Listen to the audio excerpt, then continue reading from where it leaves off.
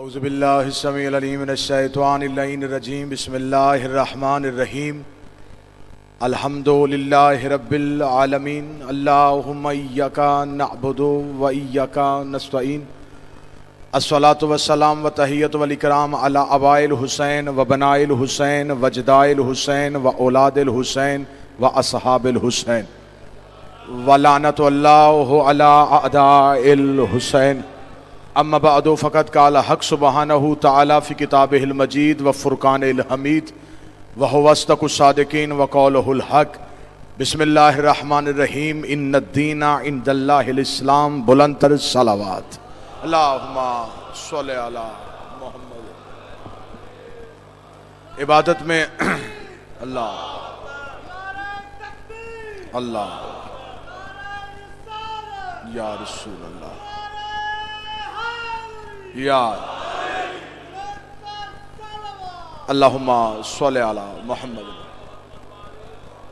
محبان نبی و اہل بیت نبی حبداران رسول و اہل بیت رسول، دعا ہے کہ آل محمد کا عظیم خالق ہماری اس عظیم ترین عبادت کو اپنی بارگاہ میں شرف قبولیت عطا فرمائے. رب الحسین بحق الحسین، جتنے بھی ہاتھ ذکر حسین میں مانگنے کے لیے آئے ہو، اس عزت والی دہلیز سے کوئی بھی خالی ہاتھ واپس نہ جائے.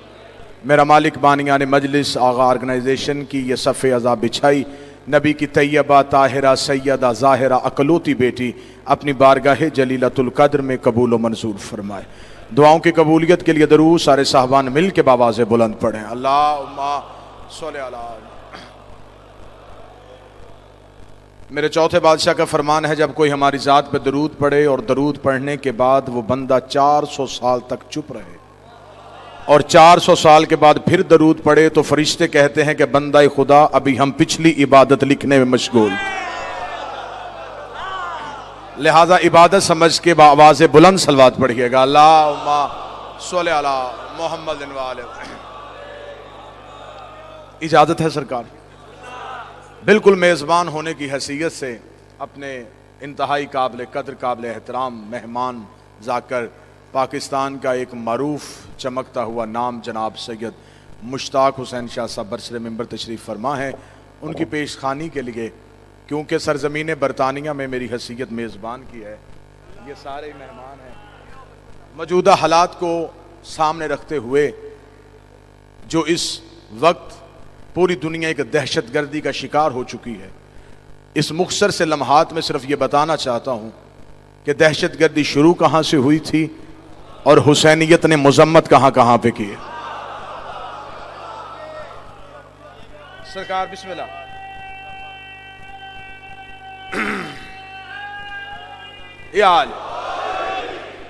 یہ جو کہتے ہیں کہ دہشت گرد کا کوئی مذہب نہیں ہوتا، مجھے اس چیز سے اختلاف ہے. اس کا کوئی نہ کوئی مذہب تھا جس نے اسے دہشت گرد بنایا.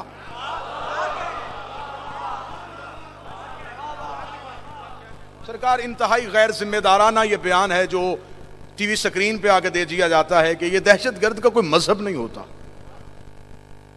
یہ صرف اس لیے بتایا جاتا ہے کہ اگر ہم یہ کہہ دیں گے اس کا کوئی مذہب ہے، پھر مذہب بھی بتانا پڑے گا. جوان جو بیٹھے ہو یہ میرے ساتھ بولنا، میں آپ کے آج کی بات کرنے لگا ہوں جو آپ کے کل کے کام آئے گی. کرائے کے قاتل بھیج کے قتل کروانا ہندا کے بیٹوں کی پرانی عادت.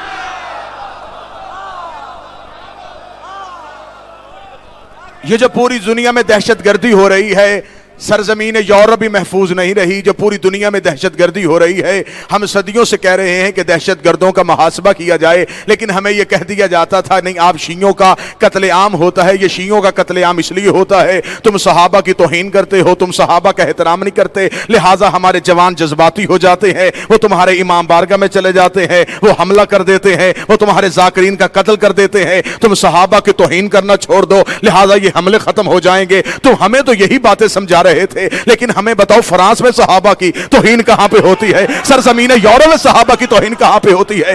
اس کا مطلب ہے جو تم نے اپنے گھر میں پالے تھے، جن کے منہ کو خون لگ چکا تھا، وہ آخر اپنے ہی گھر میں بھونکنے شروع ہو گئے. تو اب تمہیں پتا چلا پچھلے دنوں آل سعود کے دروازے پہ جب یہ آگ پہنچ گئی تو اس نے اس آگ پہ جب حملہ ہوا ہے جنت البقیع کے دروازے پہ، تو آل سعود جیسے ظالم حکمران بھی یہ کہنے پہ مجبور ہو گئے کہ دہشت گردوں کا ہمارے ساتھ کوئی تعلق نہیں ہے، ہم دہشت دہشت گردی کے پیچھے نہیں ہے. ان دہشت گردوں کا محاسبہ کیا جائے. تم آج مدینے کی دہشت گردی میں بولے ہو, میں پوری دنیا کے اس نمائندہ مجمع کے سامنے کہہ رہا ہوں, سب سے بڑا دہشت گرد وہ تھا جس نے محمد کی بیٹی کا در جلایا.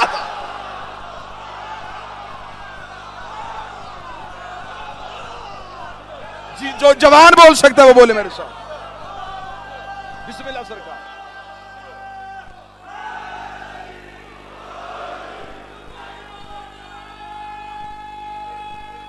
جوان ہاتھ اٹھا کے سارے حیدری. یہ مجلسیں نہیں سرکار, یہ قومی کنونشن ہوتے ہیں. اتنا خرچ اخراجات کر کے پوری یورپ کے عزادار اکٹھے ہوں, انٹرنیٹ کے ذریعے سے پوری دنیا کو یہ مجلس دکھائی جا رہی ہے. ہم نے دنیا تک پیغام پہنچانا ہے. دہشت گردی شروع کہاں سے ہوئی ہے؟ افغانستان یا کابل میں اس کی جڑیں نہیں ہیں. انہیں ڈھونڈنا ہے تو افغانستان کی پہاڑیوں میں نہ ڈھونڈو. آؤ ہم تمہیں بتاتے ہیں. سب سے بڑی دہشت گردی نبی کے دروازے پہ ہوئی تھی. اگر اس وقت اس دہشت گرد کو پکڑ لیا جاتا,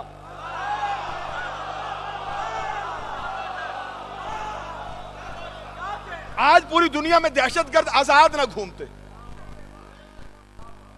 سرکار آؤ تاریخ اٹھا کے دیکھتے ہیں. مجھے چند لمحے کے لیے پیچھے جانا پڑے گا, مجھے اجازت دیجیے گا. سرزمین اس کائنات میں, اس دھرتی پہ قبلہ تشریف فرمائے. قبلہ بابا مشتاق شاہ جی, اللہ کی کائنات پہ, زمین پہ جو پہلا قتل ہوا تھا وہ قتل نبی کے بیٹے کا ہوا تھا, اور قاتل بھی نبی کا بیٹا تھا. قابیل نے حابیل کا قتل کر دیا. خدا نے گیلانی صاحب قرآن میں پورا قصہ لکھ دیا, پوری کہانی لکھ دی. اور خدا چاہتا تو نبی کے بیٹے کا قتل کسی اور ہاتھ سے بھی کروا سکتا تھا, یا خدا قرآن میں شجرہ بھی چھپا سکتا تھا. خدا نے قرآن میں شجرہ نہیں چھپایا. خدا نے کہا پہلا ہادی آدم آیا ہے, ایک بیٹا مقتول ہے اور ایک قاتل ہے. خدا نے پوری کہانی لکھ کے, پورا قصہ لکھ کے, قرآن ہر گھر میں ہے. جب بھی کوئی قاری پڑھے گا وہ حابیل کا نام آئے گا تو اسم کو چومے گا, قبیل کا نام آئے گا تو لعنت کرے گا. میرے اللہ تو نے قرآن میں لعنتی کا ذکر کیوں کر دیا ہے؟ تو نے قرآن میں قاتل کا ذکر کیوں کر دیا ہے؟ خدا نے کہا ہادی بھی پہلا ہے, ہدایت بھی پہلی ہے. میں دنیا کو بتانا چاہتا ہوں قاتل نبی کا بیٹا بھی ہو, لعنت واجب ہوتی ہے, چاہے وہ حجت کا بیٹا ہو. اس کو نبی کا بیٹا ہونا کام نہیں آیا. خدا نے قرآن میں لعنتی کہہ کر دنیا کو بتا دیا بے شک نبی کا بیٹا ہو. جو قاتل تھا وہ آدم کا دوست نہیں تھا,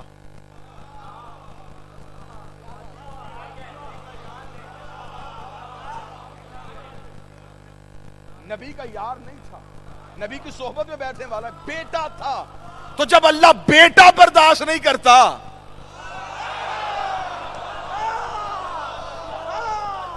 بسم اللہ کی بلا, تو پھر سب سے پہلا الزام تو اللہ پہ دو کہ میرے اللہ اس نے قتل کیا ہے, تو چھوڑ دے, پھر قیامت والے دن دیکھ لینا.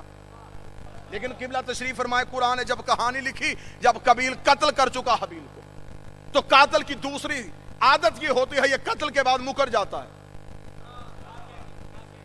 سب سے پہلا آغاز ہی پہلے قاتل نے کیا, قتل کرنے کے بعد مکر گیا. اس نے کہا کوئی ثبوت ہے تو ایویڈنس پیش کیا جائے, ورنہ مجھے قاتل کیوں کہتے ہیں. اب پہلی گواہی مظلومیت پہ کس نے دی؟ خدا کہتا ہے کہ میں نے زمین کو حکم دیا کہ حابیل کے خون کو اگل دے. زمین نے خون اگل دیا. خدا نے اس دن کے بعد زمین پہ حرام کر دیا, آج کے بعد تو نے خون نہیں چوسنا.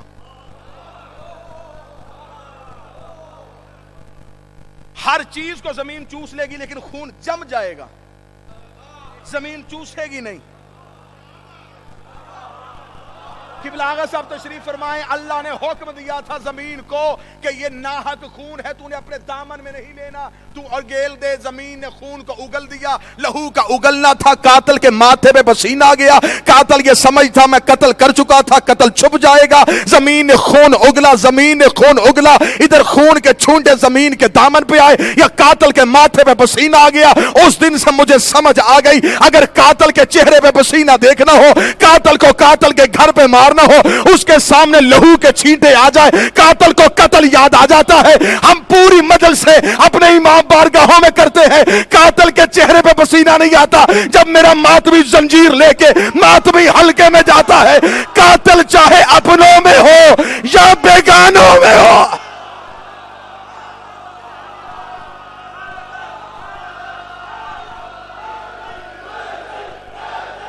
بسم اللہ سر، بسم اللہ سر،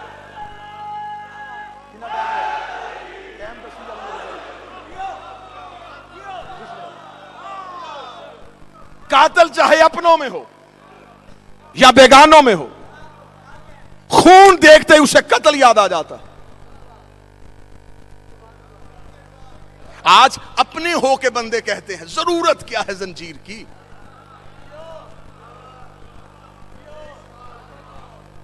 یہ خون تو بلڈ بینک کو دینا چاہیے، بالکل دینا چاہیے، انہیں دینا چاہیے جو خود زنجیر نہیں مارتے۔ بسم اللہ سرکار، بسم اللہ سرکار، یہ خون انہیں دینا چاہیے جو خود زنجیر زنی کو قائد ہے۔ ہر شیعہ زیارت پڑھتا ہے، زیارت اس کے گھر میں ہے، زیارت پڑھتے ہوئے ہر شیعہ یہ کہتا ہے لیتنی کنت معکم فوزا فوزا عظیما، کاش میں کربلا میں ہوتا۔ یہ حسرت ہے ہر شیعہ کی جو وہ زیارت میں پڑھتا ہے۔ وہ شیعہ ہی نہیں جو زیارت حسین کا منکر ہو، زیارت حسین کے منکر ہو گئے شیعہ سے نکل جاؤ گے۔ شیعہ ہو تو پھر عقیدے پہ قائم رہنا پڑے گا، عقیدہ ہے تو پھر زیارت پڑھنی پڑے گی، زیارت ہے تو جملہ پڑھنا پڑے گا، لیتنی کنت معکم فوزا عظیما، کاش میں کربلا میں ہوتا، حسین میں تیرے ساتھ شہید ہو جاتا، کاش میں کربلا میں ہوتا۔ آج جو مولوی اپنا ہو کے زنجیر کا منکر ہے، اس کے سر پہ قرآن دے، ہاتھ میں عباس کا علم دے، اگر تو کربلا میں ہوتا تو نماز پڑھ کے واپس آ جاتا، سجدہ کر کے واپس آ جاتا، پھر تو کیا کرتا؟ میں حسین پہ اپنا لہو دیتا، میں حسین پہ اپنا جسم دیتا، پھر پتہ چل گیا زیارت دعویٰ ہے، زنجیر دلیل ہے۔ زیارت دعویٰ ہے۔ سرکار آپ بھی بسم اللہ سر، مرشد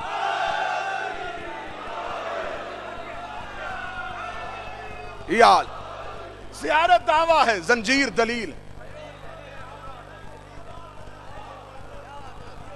سب سے پہلی دہشت گردی نبی کے گھر میں ہوئی تھی اور قاتل بھی نبی کے شجرے سے تھا، اللہ نے قرآن میں معاف نہیں کیا۔ ایک ایک نبی کا قصہ کہانی پڑھوں وقت زیادہ ہو جائے گا۔ اسلام میں پہلی دہشت گردی نبی کے دروازے پہ ہوئی۔ دہشت گردوں نے اسلام کا لبادہ اوڑا ہوا تھا اور طریق مورخ میں اتنا دم نہیں تھا کہ وہ دامن کو چاک کرتا۔ تاریخ اوراق میں وہ دہشت گرد چھپ گیا۔ دوسری دہشت گردی پھر نبی کے دروازے پہ۔ میں مصحب نہیں لیکن میں قوم تک ایک پیغام پہنچانا چاہتا ہوں۔ ایک جنازے کی بے حرمتی ہوئی، وہ بھی دہشت گردی تھی، وہ بھی نبی کے دروازے پہ ہوئی۔ لیکن اس وقت پھر دہشت گردی اس لیے نہیں پکڑا گیا کہ دہشت گرد پھر اسلام کے لبادے میں آیا تھا۔ دہشت گرد پہ اسلام کا لبادہ تھا اور اس لیے یہ کہہ دیا گیا نہیں جی، درود سارے حضرات مل کے بلند آواز سے پڑھیے اللہم صلی اللہ۔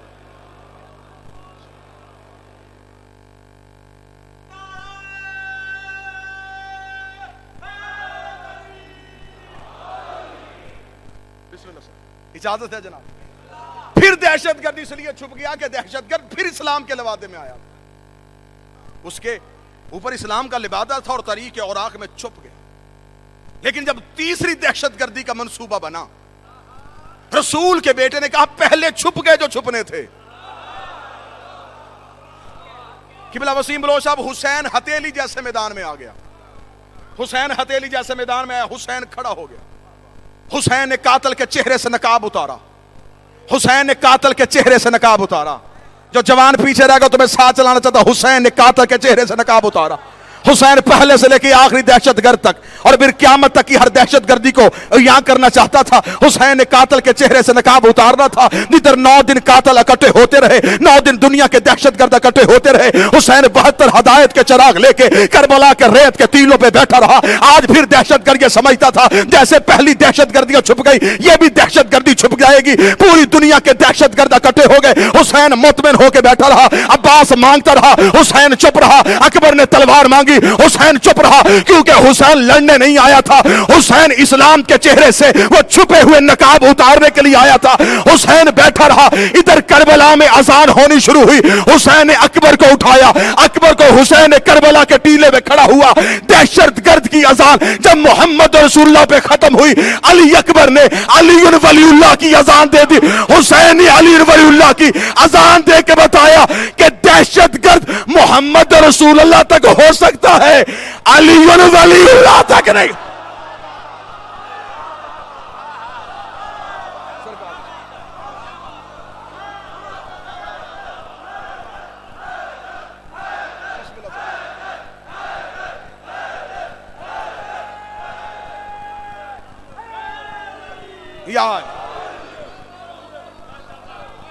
حسین نے ثابت کر دیا.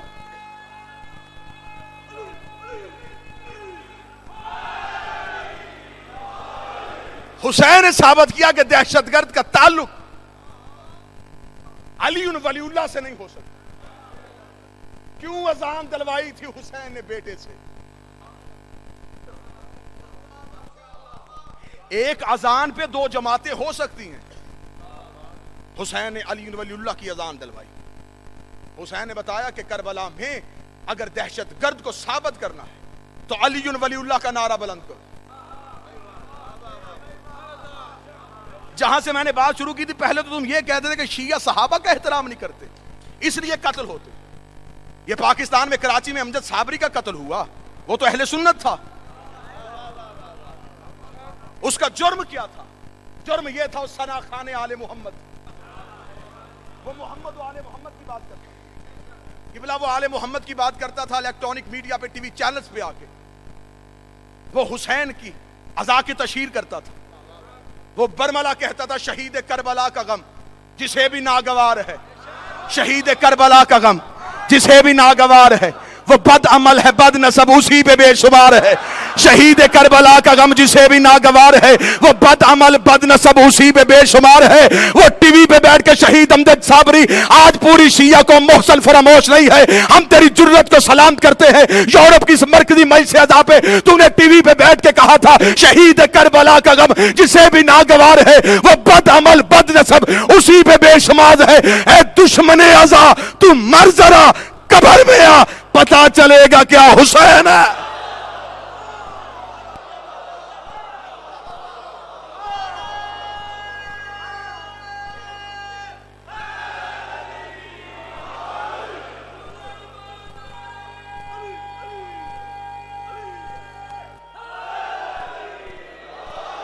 آج یہ قوم اکٹھی ہوئی ہے تو صرف اپنی قوم کے شہداء کو خراج پیش کرنے. یہ چاروں طرف شہداء کی تصاویر کیوں ہیں؟ ہم شہیدوں کے وارث ہیں. علامہ ناصر عباس چلے گئے، مشن زندہ ہے. امجد صابری چلا گیا، نعت زندہ ہے. زبانیں خاموش ہو گئی، سوز خاموش نہیں ہوا، سلام خاموش نہیں ہوا، منقبت خاموش نہیں ہوئی، تقریر خاموش نہیں ہوئی، پیغام خاموش نہیں ہوا. پیغام آج بھی نشر ہو رہا ہے. قاتل پریشان ہے، میں نے قتل کسے کیا ہے؟ گردن کٹی، زبان تو نہیں کٹی. جان چلی گئی، جسم چلا گیا، پیغام آج بھی زندہ. ہم شہداء کے وارث. ظہور امام قریب تر ہے. وہ دکاندار مولوی ہوگا جو کہے گا عزاداری خطرے میں. قبلہ وسیم عباس بلوچ صاحب تشریف فرما ہے. پاکستان سے میر سید ابو صالح رضوی صاحب اور ذاکرین کی کثیر تعداد تشریف فرما ہے.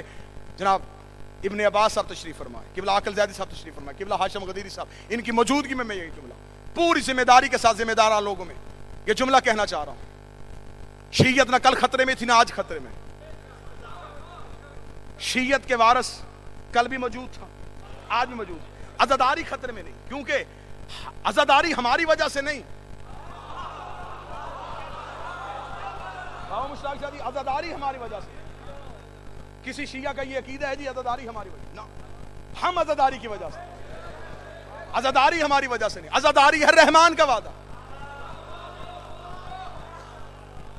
فاذکرنی اذکرکم، تم میرا ذکر بلند کرو میں تمہارا بلند کروں. حسین نیزے کی نوک پہ اس کا نام بلند کر دیا. اب اس کا وعدہ ہے تو نے میرا ذکر بلند کیا، میں تیرا ذکر بلند کروں گا. جس سینے پہ ماتم کا نشان ہے وہ جملہ سن کے چپ ہو جائے مجھے دکھ ہوگا. یہ جو ہم ماتم کرتے ہیں وعدہ اللہ کا ہے، تعمیل ہم کرتے ہیں. مشن توحید کا ہے، پورا ہم کرتے ہیں. وعدہ اللہ نے کیا تھا، تکمیل ہم کر رہے ہیں. عزاداری خطرے میں نہیں، عزادار خطرے میں نہیں. ماتم خطرے میں نہیں، ماتمی خطرے میں. ممبر خطرے میں نہیں، ارباب ممبر خطرے میں. ایک جائے گا 10 آ جائیں گے. ایک مجلس چپ ہو جائے گی. اچھا حد ہوتی ہے، ایک بانی کو ٹارگٹ کلنگ اس کی جاتی، قتل کیا جاتا ہے کہ یہ بانی قتل ہو جائے گا، پھر وسیم یہ مجلس ختم ہو جائے گی. یہ ایک پرسے کا اس کے زیر نگرانی ہوتا ہے تو اسے مار دو، یہ جلوس سے نکلے گا. یہ سوچ لے کہ وہ دہشت گرد اس ماتمی کو، اس بانی کو، اس عزادار کو قتل کرتا ہے. نتیجہ کیا نکلتا ہے؟ اس کے کل میں بھی مجلس ہوتی ہے، اس کے 10 میں بھی مجلس ہو رہی ہوتی ہے، اس کے چہلے میں بھی مجلس ہو رہی ہوتی ہے، اس کی برسی میں مجلس ہوتی ہے. ایک چھپاتے تھے 5 اور ہو جاتی ہے. تو مشن کہاں گیا؟ مشن تو آج بھی موجود ہے. مشن تو نہیں چھپ سکا. مشن کل بھی زندہ تھا، مشن آج بھی زندہ ہے. خدا نے کہا تھا کہ کون ہے، قبلہ تشریف فرما ہے تو علماء کرام کی موجودگی میں، قبلہ عاقل زید صاحب کی موجودگی، خدا نے قرآن میں کہا تھا کون ہے جو اللہ کو قرض حسنہ دے. قرآن کی آیت ہے، خدا کہہ رہا کون ہے جو اللہ کو قرضہ حسنہ دے. خدا کو پتا تھا مولوی آیت کا ترجمہ بدلے گا، مولوی کہے گا کہ نماز پڑھو قرضہ ادا کرو.